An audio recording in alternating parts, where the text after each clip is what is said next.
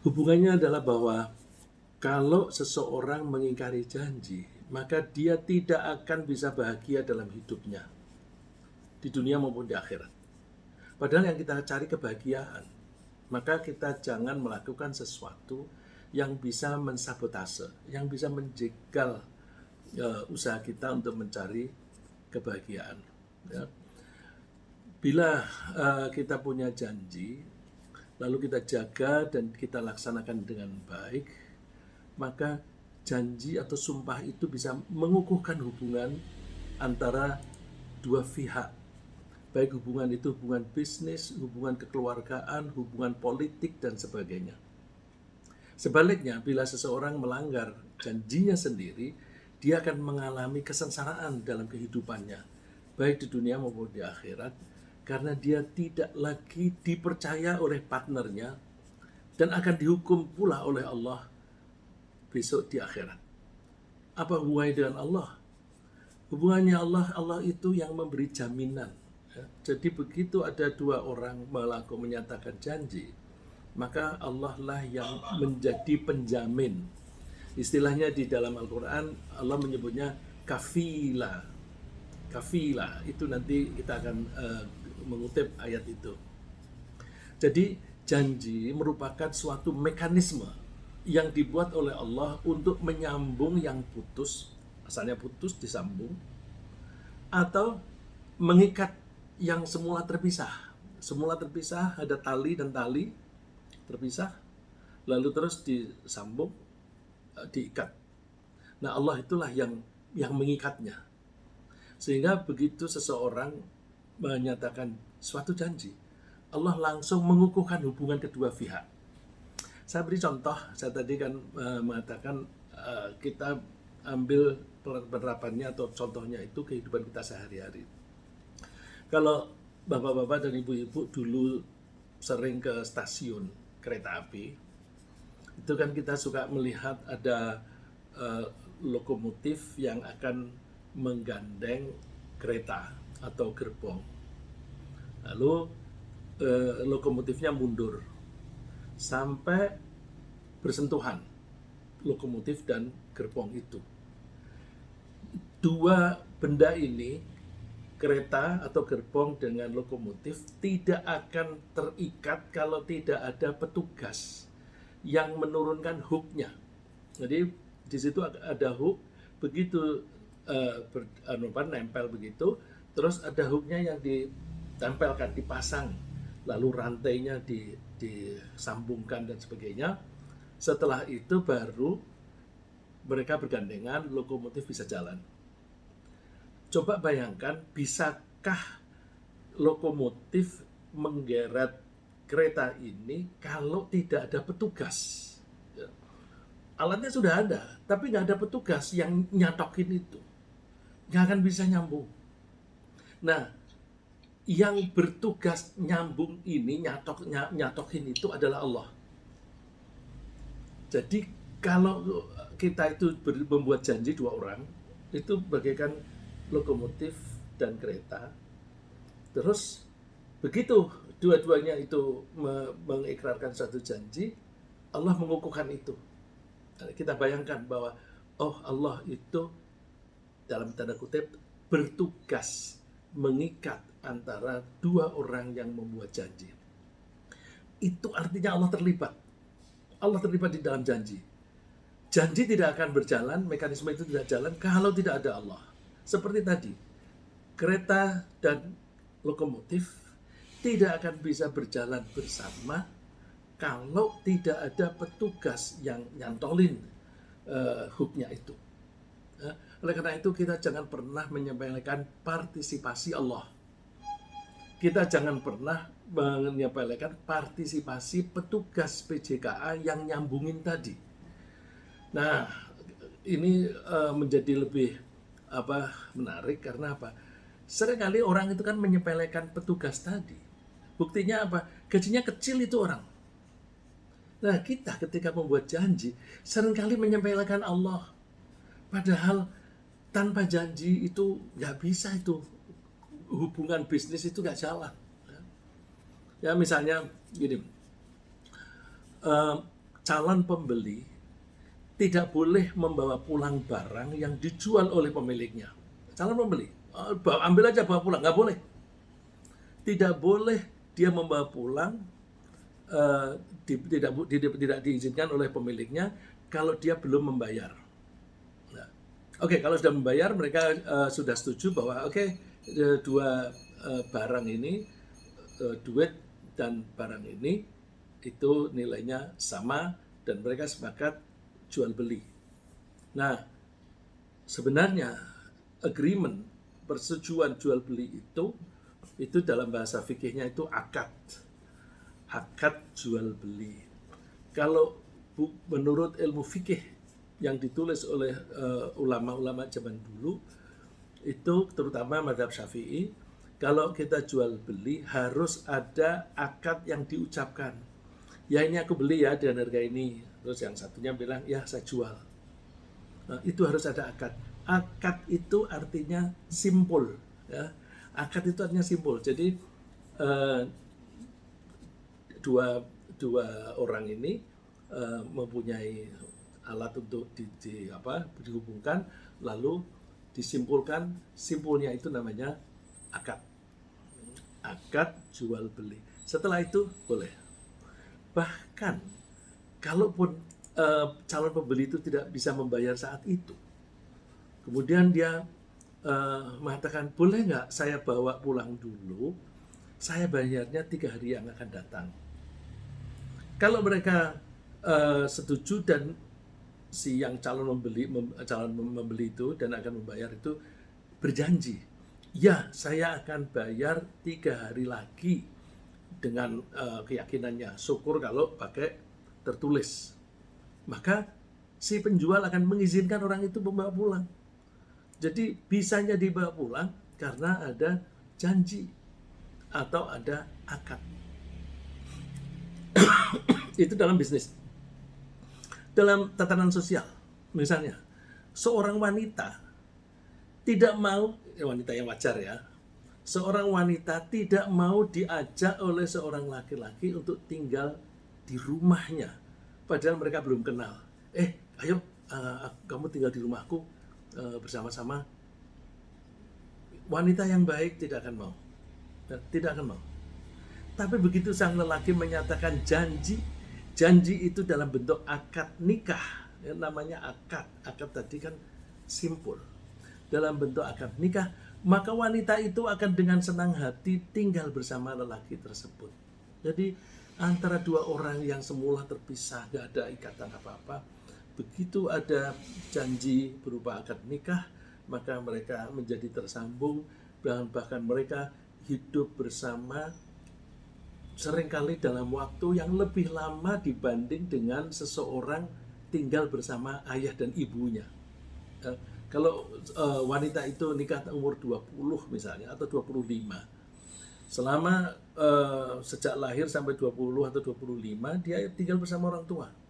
Tapi kemudian dia nikah, tinggal bersama suaminya sampai akhir hidup. Kalau umurnya 70, berarti kan dia tinggal bersama suaminya lebih lama daripada dengan orang tuanya. Itulah betapa kuatnya janji, ya. Karena adalah Allah yang menciptakan mekanisme tersebut, yang menyambung yang putus atau mengikat yang semula terpisah. Maka bila ada dua pihak yang, ya, saya ulang, bila ada dua pihak yang menyatakan suatu perjanjian, mereka otomatis telah melibatkan Allah sebagai pihak ketiga yang mengukuhkan transaksi tadi. Jadi Allah ikut serta di dalam perjanjian itu. Dengan demikian kita bisa memahami firman Allah di surat Al-Fatih ayat 10. Innal ladzina yubayyi'unaka innama yubayyi'una Allah yadullahi fawqa aydihim faman nakatha fa innama yankuthu ala nafsihi wa man awfa bima ahada alaihi Allah fasayutihi ajran 'azima. Ini slide yang pertama ya Pak Mu'alif. Sesungguhnya orang-orang yang bersumpah membela kamu, sebenarnya mereka juga bersumpah bersama dengan Allah. Jadi waktu itu ceritanya Rasulullah SAW bermaksud mau umroh. Itu tahun ke-6 ya, tahun ke-6 Hijrah. Bermaksud mau umroh, yang ikut ada sekitar 1.000 orang. Dan Rasulullah mengatakan bahwa kita bepergian ini bukan untuk perang, tapi untuk beribadah. Tapi karena kita beribadah di tempat musuh, maka bawalah senjata di bagasi. Sehingga begitu nanti kita diserbu, kita bisa membela diri. Jadi siap-siap. Ternyata setelah sampai di luar kota Makkah, di tempat itu namanya Hudaybiyah, lalu Rasulullah mengutus satu orang itu dipilih yang merupakan saudara, ada hubungan persaudaraan dengan pemimpin Mekah. Pemimpin Mekah waktu itu adalah Abu Sufyan. Nah, yang diutus oleh Rasulullah adalah Utsman bin Affan. Dia masih dekat hubungan persaudaraannya, dengan harapan tidak akan dibunuh karena itu saudaranya sendiri. Tapi ternyata sampai 3 hari tidak ada kabar apakah diizinkan atau tidak. Lalu mulailah gelisah para sahabat ini, jangan-jangan Utsman sudah dibunuh, jangan-jangan setelah mereka dibunuh lalu mereka menyerbu kita.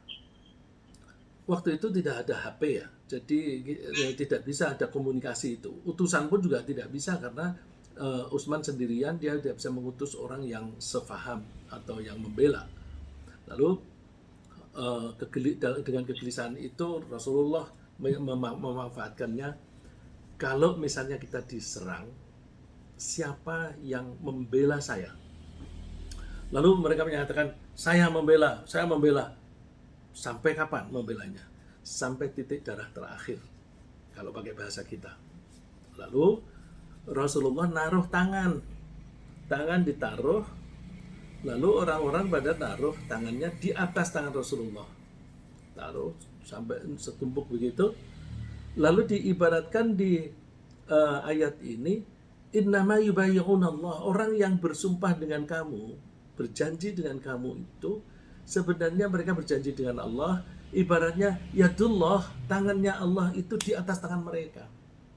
Jadi di paling bawah itu ada tangan Rasulullah, di paling atas ada tangan Allah. Tentu ini kias, ya, kias. Jadi kalau diartikan, oh kalau begitu Allah punya tangan, itu sudah menyekutukan Allah. Ya. Allah tidak punya tangan. Jadi kalau kita menerjemahkan suatu ayat, kok tabrakan dengan ayat yang lain? Misalnya di dalam ayat yang lain kan, walam yakul lahu kufuwan ahad, tidak ada yang serupa atau yang menandingi Allah. Atau laisa kamitslihi syai', tidak ada yang serupa dengan Allah suatu apapun. Maka kita tidak boleh menerjemahkan ini sebagai tangan. Kalau kita terjemahkan sebagai tangan, maka menjadi sama, serupa dengan makhluk. Jadi cara menafsirkannya, kita harus melihat ayat lain. Kalau ayat lain itu bertentangan dengan cara kita menerjemahkan, maka kita harus pakai kias. Jadi kiasannya adalah bahwa ketika orang menumpuk tangannya berjanji dengan Rasulullah, Allah ikut menumpuk tangannya di atas. Artinya Allah ikut berpartisipasi di dalam perjanjian itu. Dan Allah menyatakan kalau ada orang yang melanggar janji itu, mereka melanggar, merugikan diri sendiri. Maka dan orang yang mau menepati janji itu, maka orang itu akan mendapatkan imbalan yang besar. Ya. Itu pemahaman ikut berpartisipasi. Di ayat ini menegaskan bahwa karena perjanjian itu melibatkan Allah, maka Allah menawarkan pahala yang besar kepada orang yang memenuhi janjinya. Sebaliknya, orang yang melanggar janji, dia akan menerima sanksinya. Karena pihak yang mengingkari perjanjian, dia tidak hanya mengingkari partnernya, tapi sekaligus mengingkari Allah yang menjadi penjamin, ya. Menjadi penjamin. Saya mengatakan tadi penjamin itu kafilah. Itu bisa dilihat di surat An-Nahl ayat 91. Wa aufu bi'ahdillah. Nah, kalimatnya malah dimulai dengan tepatilah janjimu dengan Allah. idza ahadtum, ketika kamu membuat janji.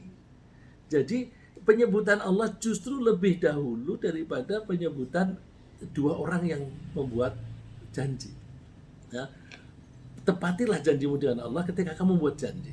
Jangan kamu melanggar sumpahmu sendiri. Nah, di sini janji disebut sumpah karena seringkali janji itu dikukuhkan dengan sumpah.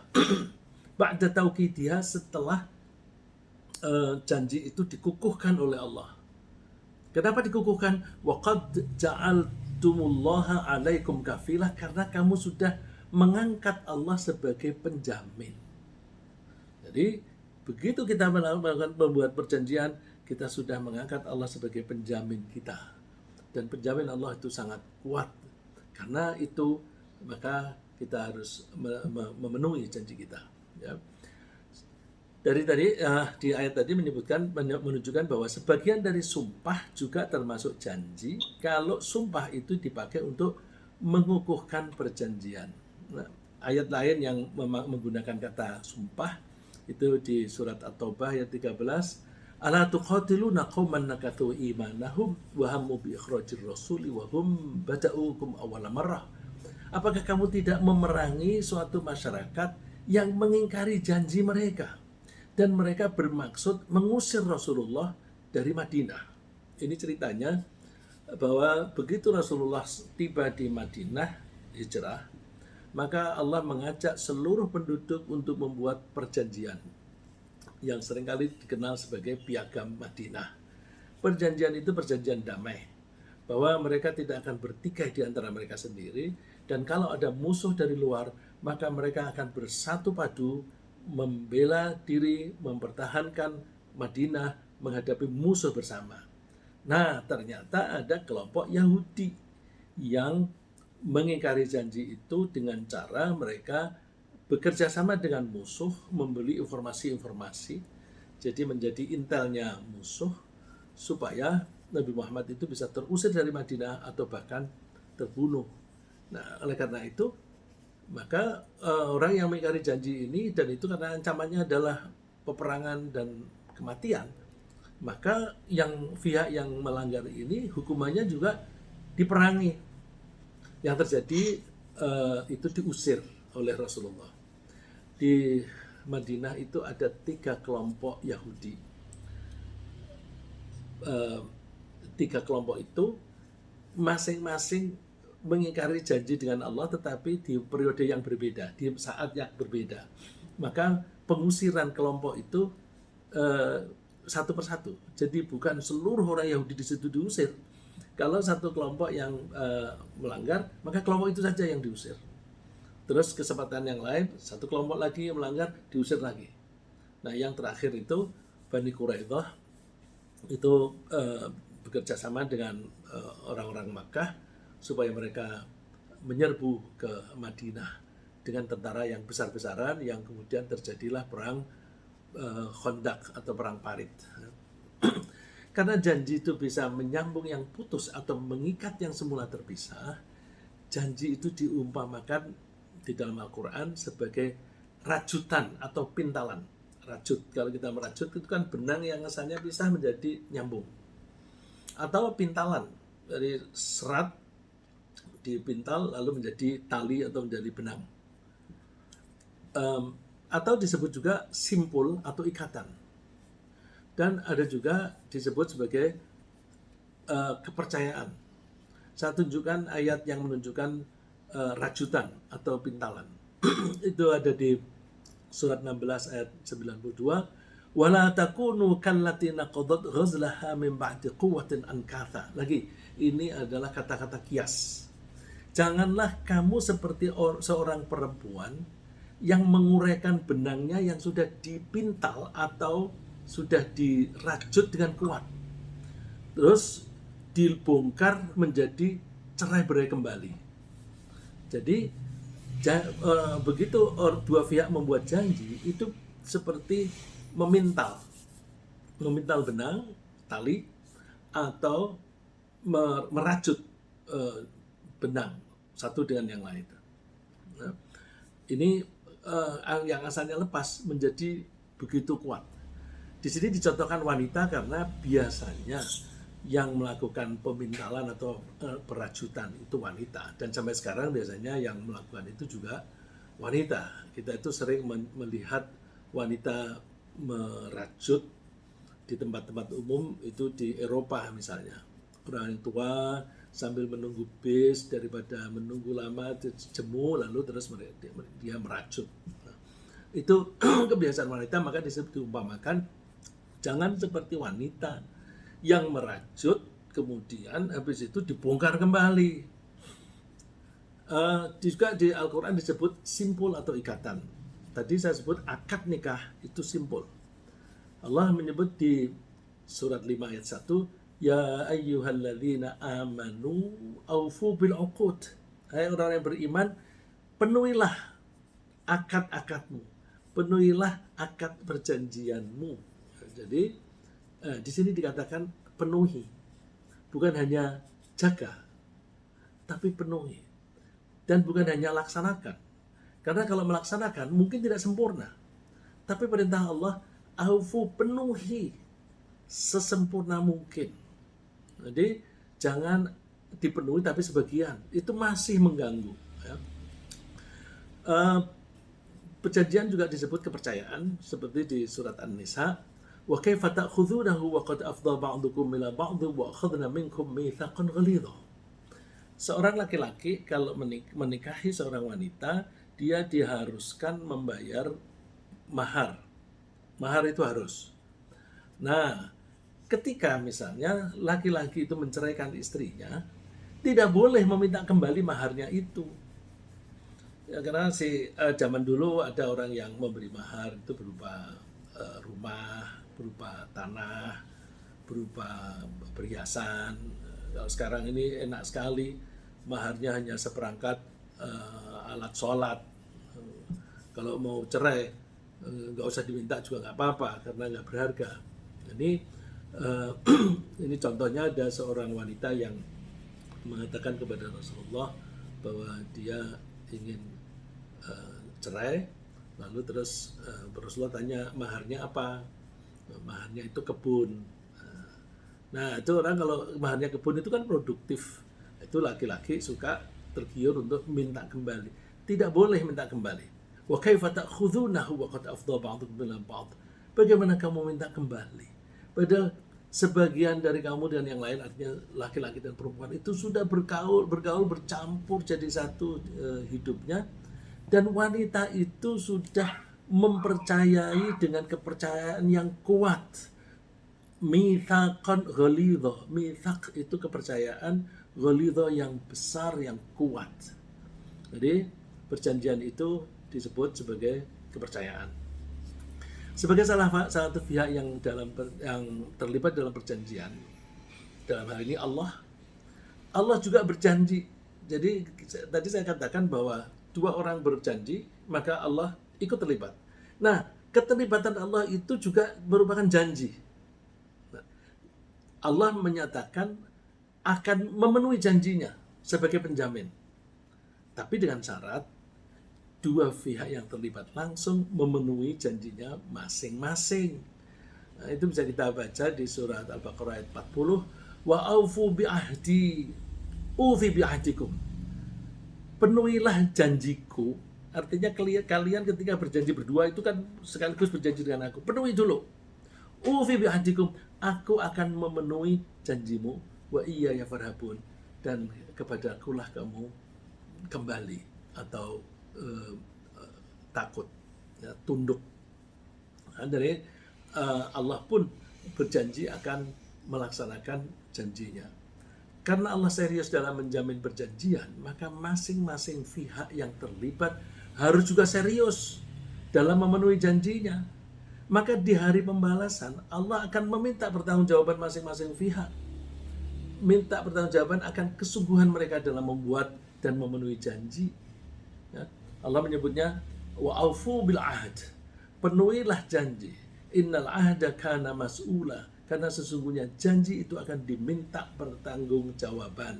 Jadi jangan pernah menyepelekan dengan janji. Ya, saya pernah menyampaikan bahwa janji apapun kita jangan pernah melanggar Karena kalau kita sudah mau melanggar janji yang kecil, maka akan menjadi ringan kalau kita melanggar janji yang besar. Waktu itu saya kasih contoh, kalau kita berjanji kepada anak kita yang masih kecil-kecil, anak-anak suka kadang-kadang suka balon, ya beliin balon ya, oh ya, ketika berangkat kerja dipesan begitu, nanti pulang harus bawa balon. Nah, saya pernah waktu itu pulang jam 9, hampir jam 9 malam, baru keluar dari kantor, baru ingat aku janji mencari balon. Saya waktu itu tinggal di Radio Dalam dan saya kantornya di Palmerah. Saya pergi ke Blok M dulu, ke Golden Truly yang masih buka, beli balon supaya saya bisa memenuhi janji. Nah, sekecil apapun, meskipun anaknya ketika kita pulang itu sudah tidur dan mungkin lupa, jangan pernah ngingkari. Nah, karena itu maka Allah menjanjikan pahala yang besar. Allah berfirman, wal mufuna bi'ahdihim idza 'ahadu wasabirina fil ba'sa'i wad dharra'i wa hinal ba's ulaika alladziina shadaqu wa ulaika humul muttaqun. Dan orang-orang yang menepati janjinya apabila mereka berjanji, dan orang-orang yang sabar dalam kesempitan dan penderitaan dan dalam peperangan, mereka itulah orang-orang yang benar, yang jujur dalam menyatakan imannya. Dan mereka itulah orang-orang yang bertakwa. Nah, berarti menepati janji itu termasuk bagian dari takwa. Dan Allah suka kepada orang yang bertakwa. Allah berfirman, "Bala man aufa bi ahdihi wattaqa fa innallaha yuhibbul muttaqin." Ya, orang yang mau memenuhi janjinya dan bertakwa, maka Allah menyukai orang yang bertakwa. Jadi di sini janji dan takwa disebut bareng, itu habis menyebut yang khusus lalu menyebut yang umum. Yang umum adalah takwa, khususnya adalah janji. Jadi siapa yang memenuhi janji, ya itu berarti dia bertakwa, maka Allah akan menyukai orang-orang yang bertakwa. Artinya Allah akan selalu bersama dengan orang-orang yang menepati janji. Hidupnya akan dibuat mudah oleh Allah. Akan dibuat mudah. Tidak punya modal gampang. Asal kita selalu menepati janji, kita membawa barangnya dulu, nanti bayarnya kalau laku, itu bisa. Kalau kita sudah membuktikan bahwa kita itu selalu menepati janji. Nah, itu pernah istri saya berdagang batik sutra. Yang pertama suruh bayar dulu, terus boleh ngutang sebagian. Lama-lama 100% ngutang. Lama-lama hanya telepon saja langsung dikirim dari Pekalongan sana. Karena apa? Performance, ya, bukti bahwa kita di masa-masa yang lalu selalu menepati janji itu akan menolong diri kita sendiri. Allah akan memudahkan hidup kita. Tapi juga jangan main-main. Begitu seseorang mempermainkan janji, dia sudah habis riwayatnya. Kalau di bank itu sudah di blacklist. Begitu seseorang mengingkari janji dalam membayar hutangnya di suatu bank, maka bank ini akan membagi informasi itu kepada seluruh bank. Sehingga orang itu mau pinjam kemana saja mentok, nggak bisa. Nah, itu padahal mengingkari janji sekali, tetapi dia mempersulit hidupnya diri sendiri. Nah, jadi sebaliknya, orang yang mengingkari janjinya sendiri, dia akan mendapatkan siksaan dari Allah. Hatinya pun akan menjadi keras, artinya menjadi keras kepala, sehingga sulit menerima nasihat. Allah berfirman, "Fabima naqdihim mitsaqahum la'annahum wa ja'alna qulubahum qasiyah." Ini orang-orang munafik itu suka melanggar janji.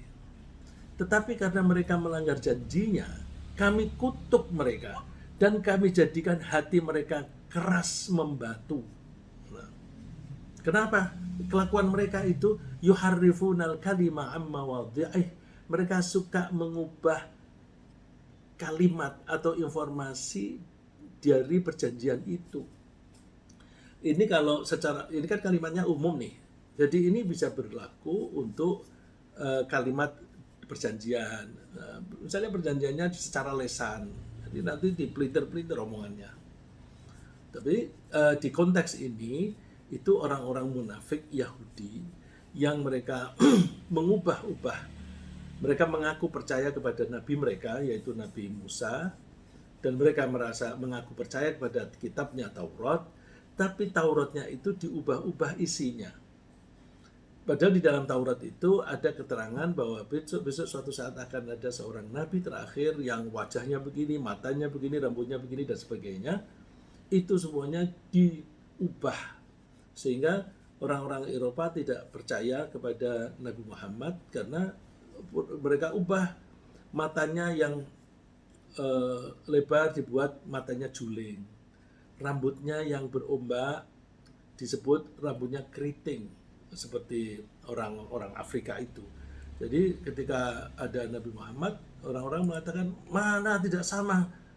Padahal itu kalimatnya sudah diubah-ubah oleh pemimpin mereka sendiri. Maka para pelanggar janji itu dengan demikian akan merusak integritasnya sendiri. Reputasinya akan jatuh. Dan dia akan dikenal sebagai orang munafik yang tidak bisa dipercaya.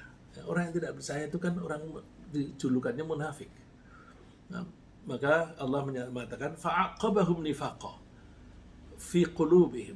Maka Allah menimbulkan kemunafikan di hati mereka sampai kepada waktu mereka memenuhi Allah. Artinya sampai mati mereka tetap munafik. Karena mereka telah memungkiri terhadap Allah apa yang telah mereka ikrarkan kepadanya, dan juga karena mereka selalu berdusta. Karena begitu buruknya akibat ingkar janji, Allah menasihati agar kita selalu menjaga dan memenuhi janji sekecil apapun. Jangan pernah kita menggunakan janji sebagai alat untuk menipu. Nah, ini ada orang yang berbisnis menggunakan janji untuk menipu. Tadi saya cerita batik Pekalongan. Saya pernah ketemu dengan para penjual batik itu. Mereka bilang semua pedagang batik di Pekalongan pernah ditipu. Dan kebanyakan oleh orang-orang yang tinggalnya di Jakarta. Tapi orang itu menyebut suku tertentu. Saya tidak menyebut suku karena itu suku apapun ada yang seperti itu. Cuma mereka tinggalnya di Jakarta. Jadi mereka performance-nya dijaga dulu di hari-hari pertama, kedua, ketiga selalu menepati janji sehingga mereka boleh utang tidak membayar separuh. Lama-lama lebih dari separuh tidak bayar. Ketika jumlahnya sudah banyak, tidak muncul lagi tidak bayar. Dan itu katanya semua pedagang batik di Pekalongan itu pernah ditipu. Nah, Allah mewanti-wanti, wala tattakhidhu aymanakum dakhalan bainakum. Dan janganlah kamu jadikan sumpah-sumpahmu, janji-janjimu itu sebagai alat penipuan di antara kamu yang menyebabkan, diumpamakan oleh Allah, menyebabkan tergelincirnya kakimu sesudah kokoh tegak. Tergelincir. Orang yang menipu tadi kan menjadi tergelincir, dia tidak berani lagi muncul di sana. Dan mungkin para pedagang yang tertipu itu memberi informasi kepada yang lain, hati-hati, itu penipu dan sebagainya. Nah, itu diibaratkan oleh Allah orang yang asalnya berdiri tegak, lalu dia tergelincir, nggak bisa berdiri lagi. Dan kamu merasakan kemelaratan di dunia karena kamu menghalangi orang lain dari jalan Allah. Mengikuti menepati janji itu jalan Allah. Lalu dia tidak melaksanakan, berarti dia menghalang-halangi jalan Allah. Dan bagimu adab yang besar. Itu bisa kita baca di surat 16 ayat 94. Nah, orang-orang yang bisa menjaga dan memenuhi janji adalah mereka yang bisa menggunakan akalnya dengan baik. Jadi menurut Allah yang cerdas, yang bisa menggunakan akalnya dengan baik itu adalah orang-orang yang menepati janji. Allah menyebutnya innama tadzakkaru ulul albab alladzina yufuna bi'ahdillahi wa la yanquduna al-mitsaq. Hanyalah orang-orang yang berakal saja, ulul albab, orang-orang yang berakal sehat, bukan hanya punya akal saja tapi akal sehat, yang dapat mengambil pelajaran, yaitu orang-orang yang memenuhi janji Allah dan tidak merusak perjanjian. Mudah-mudahan kita termasuk orang-orang yang mau mendengarkan dan menerima dengan baik nasihat-nasihat Allah, maka kita berusaha selalu menepati janji sehingga hati kita tidak menjadi keras. Allah wanti-wanti wa bi'ahdillahi aufu dzalikum wasaqum bihi la'allakum tadhakkarun. Dan penuhilah janjimu dengan Allah. Yang demikian itu diperintahkan oleh Allah kepadamu agar kamu mengambil pelajaran. Jadi pelajaran pagi ini ringkasnya adalah bahwa perjanjian itu otomatis melibatkan Allah sebagai penjamin. Dan memenuhi janji itu termasuk ketakwaan. Janji bagian dari ketakwaan. Pelanggar janji itu akan rusak integritasnya dan akan disiksa di dunia maupun di akhirat. Jangan gunakan janji untuk menipu. Nah, mentang-mentang Allah ikut serta di situ, kemudian orang lalu menjadi percaya, lalu terus menipu. Itu betapa banyak ya. Orang berakal sehat pasti memenuhi janji, dan orang mukmin pasti memenuhi janji. Dengan demikian, orang yang mukmin imannya baik, reputasinya akan baik, integritasnya akan baik. Ya, mudah-mudahan kita termasuk orang-orang yang jujur di dalam berjanji, reputasi kita baik, integritasnya baik, dan Allah memberi kita kekuatan untuk selalu memenuhi janji.